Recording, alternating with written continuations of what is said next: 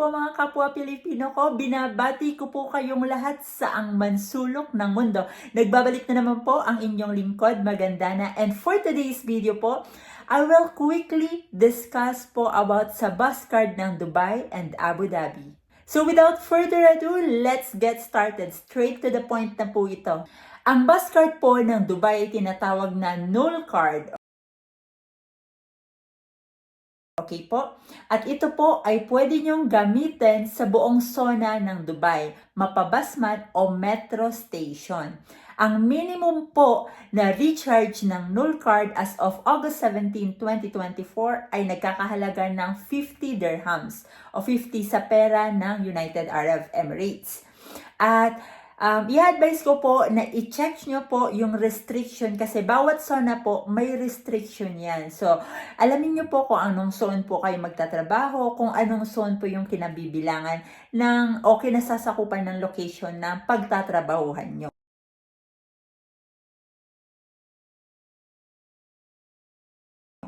Okay po. At may mga offer naman po sila na package good for 1 month. For example, meron pong offer na 250 dirhams.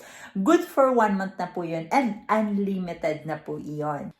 Ang null card po ay may validity na 5 years at mabibili po ito sa mga vending machine at sa mga teller sa metro station.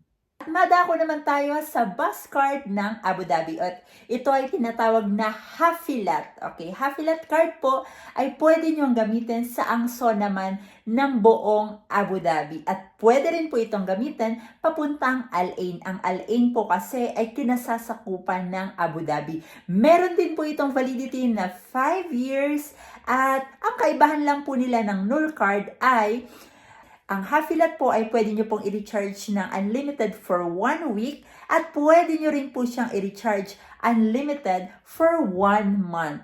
Ang 1 week unlimited po ay nagkakahalaga ng 30 dirhams at ang 1 month unlimited po ay nagkakahalaga ng 80 dirhams.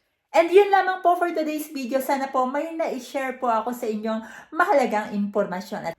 At sana po meron po kayo napulot na impormasyon sa aking sharing video dahil sharing is caring. Ako pa rin po ang inyong lingkod, Magandana, at maraming salamat po sa inyong panonood.